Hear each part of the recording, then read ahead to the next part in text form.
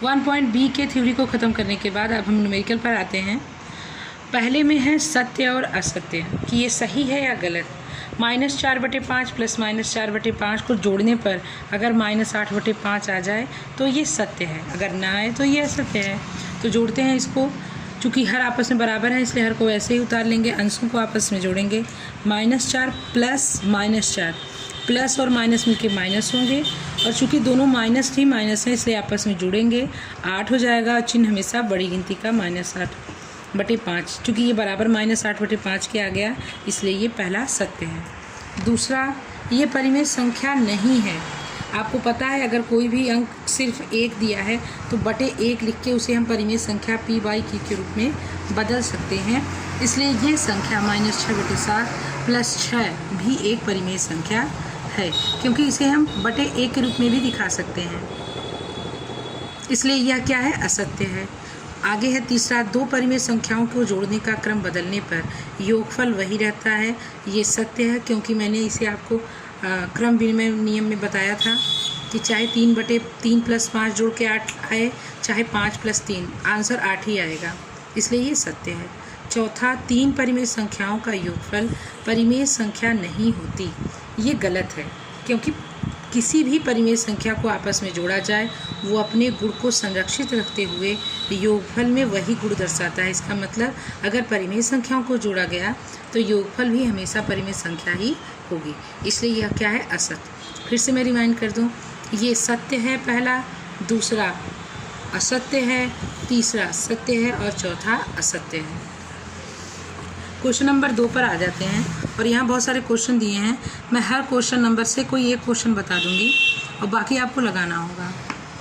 पहला क्वेश्चन है -3/4 और 3। -3/4 और 3 को मैंने पहले बटे 1 करके परिमेय संख्या के रूप में बदल लिया, फिर प्लस लगा के इसको जोड़ा। आपको पता है कि जब हर बराबर हो तो ऐसे जुड़ता है, लेकिन अगर यहाँ हर बराबर नहीं है तो हमें 4 और 1 का लघुत्तम समापवर्तन लेना होगा। आपको पता है, लेकिन फिर भी मैं एक बार बता दूं, 4 को हम खंडों में बदल देते हैं, 2 × 2 = 4। 1 का आपको पता है 1 × 1।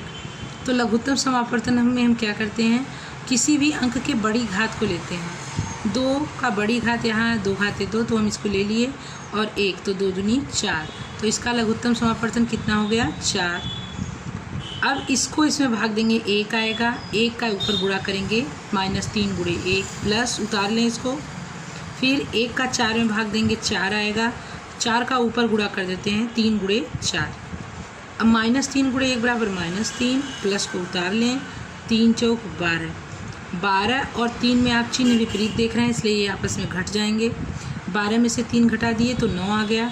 चिन्ह हमेशा बड़ी गिनती का चिन्ह है +12 का, क्योंकि 12 बड़ी गिनती है, इसलिए यहाँ प्लस होगा। चूँकि प्लस लिखा नहीं जाता इसलिए यहाँ कुछ भी नहीं लिखा जाएगा, और बटे 4 को हम ऐसे ही उतार लेंगे।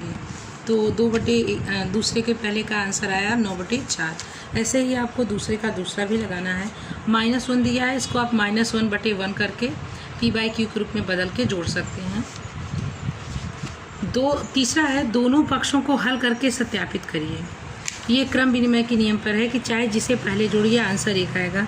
हम क्या करेंगे, पहले इन दोनों को आपस में जोड़ेंगे, फिर इन दोनों को आपस में जोड़ेंगे और देखेंगे कि दोनों का आंसर 1 आ रहा है कि नहीं। अगर ऐसा होता है इसका मतलब ये सही है। तीसरे का पहला, -5/8 प्लस -9/13 बराबर -9/13 प्लस -5/8। हम इनको जोड़ दें, आपको पता है इसका लघुत्तम समापवर्तन ले लेंगे।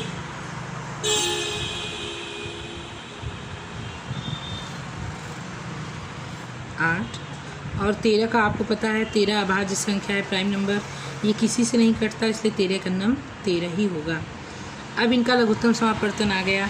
हम बड़ी घात को चुनेंगे, 2 की बड़ी घात है 3, या 2 × 2 × 2 और 1 है 13, तो यहाँ आ जाएगा 104। हम 13 का पहाड़ा 8 में पढ़ेंगे, 104 आ गया। इसका मतलब इन दोनों का लघुत्तम समापवर्तन कितना है 104। लघुत्तम समापवर्तन से इनको आपस में जोड़ते हैं। पहले इस पक्ष को जोड़ते हैं 104, 8 का 104 में भाग देंगे 13 आएगा, 13 का ऊपर गुणा हो जाएगा -5 गुणे 13 प्लस -9 को ऐसे ही उतार लेंगे, गुणे 13 8 होगा 104, तो 8 का गुणा कर देंगे। ठीक इसी तरह इनको भी, इस पक्ष को भी हम हल कर लेंगे। 104 इनका भी लघुत्तम समापवर्तन होगा, 13 8 104, तो 8 का ऊपर गुणा कर देंगे, 8 13 104, तो 13 का ऊपर गुणा कर देंगे। हल निकाल लेते हैं। 13 5 65 गुणे 9 8 72, चूँकि 9 माइनस है इसलिए ये क्या हो जाएगा माइनस, सॉरी यहाँ प्लस होगा, ये माइनस हो जाएगा। अब ठीक दूसरे पक्ष को भी देख लें। 9 8 72 माइनस 72 और प्लस 13 5 65।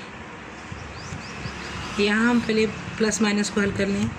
प्लस बाहर है, कोष्ठक के अंदर माइनस है, आपको पता है प्लस माइनस का गुणनफल माइनस होता है, तो -72/104 बराबर -72 प्लस माइनस का गुणनफल -65/104।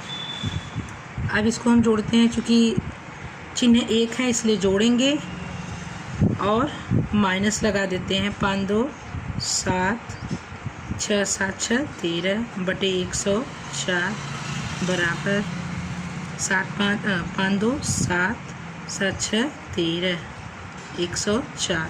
हम देख रहे हैं कि इसके दोनों पक्षों का मान बराबर है, इसलिए हम क्या लिखेंगे कि यह समीकरण सत्य है।